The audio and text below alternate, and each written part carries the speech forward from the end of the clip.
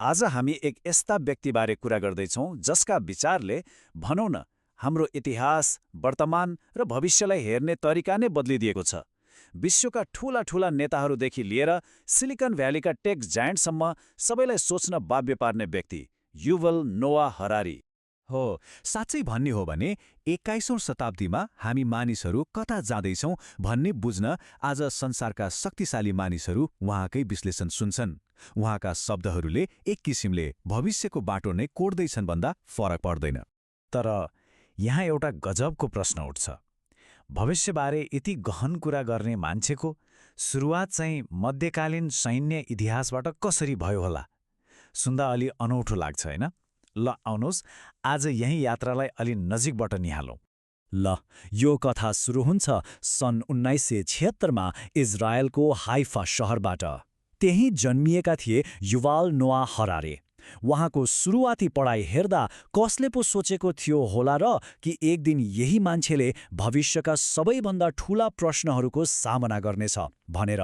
उहाँले आफ्नो पढाइ जेरुसलेमको हिब्रू विश्वविद्यालयबाट सुरु गर्नुभयो र पछि अक्सफोर्ड विश्वविद्यालयबाट पीएचडी सक्नुभयो।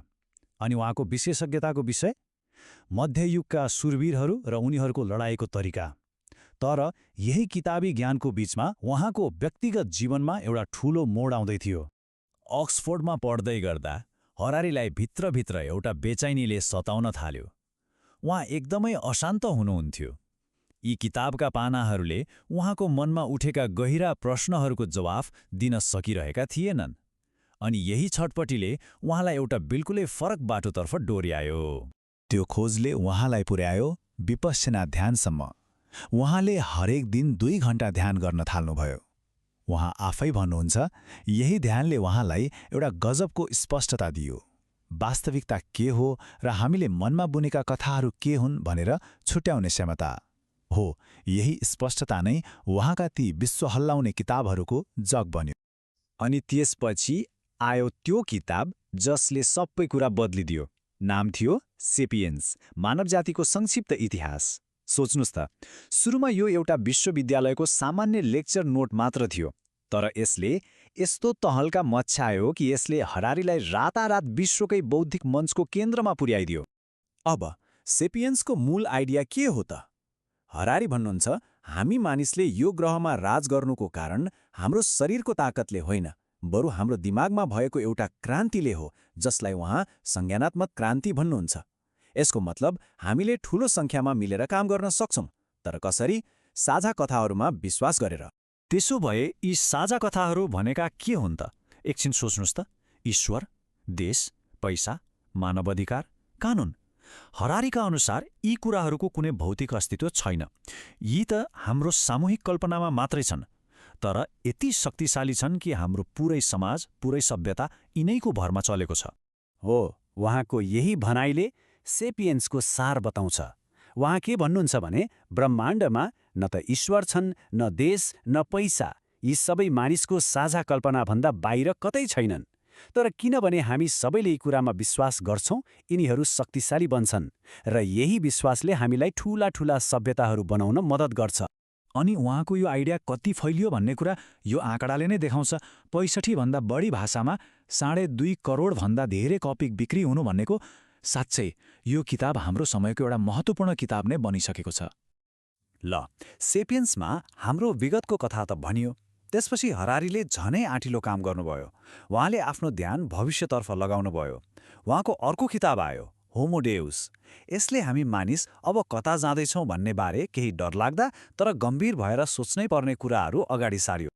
हरारीको तर्क के छ भने हामीले हजारौं वर्षदेखि लड्दै आएका 3 ठूला शत्रु अनिकाल, महामारी र युद्धलाई लगभग जितिसकेका छौं।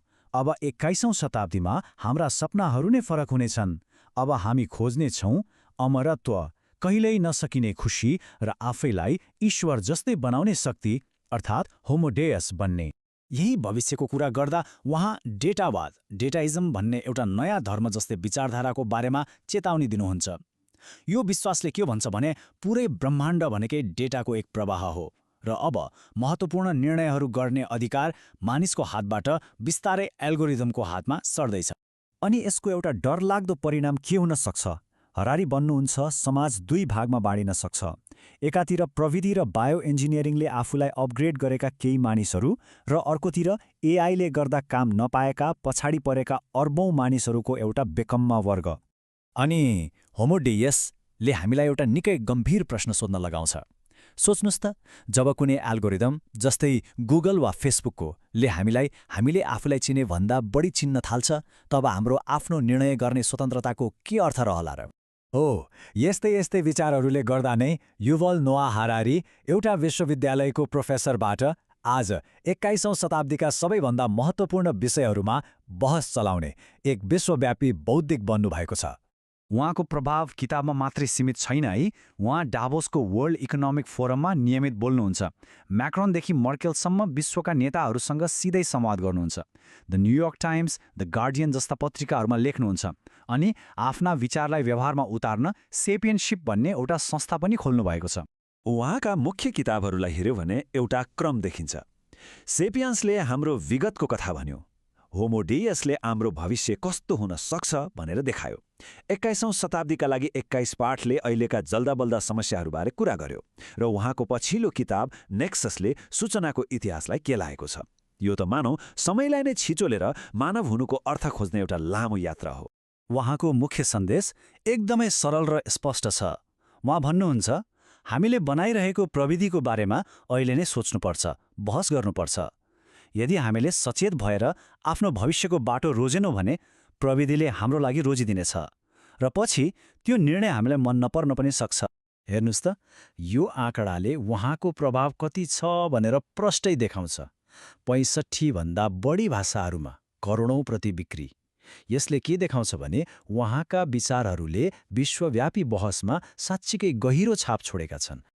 अनि अन्त्यमा हरारीले हामी सबैको अगाडि एउटा खुला प्रश्न छोडिदिनुहुन्छ जुन निकै महत्त्वपूर्ण छ। जब एआई र बायोटेकले मानिस हुनुको परिभाषा नै बदल्दैछ, उहाँ हामीलाई सोध्न लगाउनुहुन्छ, अब हामी अर्को कुन कथा लेख्न चाहन्छौँ? र यो प्रश्नको जवाब भविष्यमा होइन, सायद हामीले आजै खोज्नुपर्छ।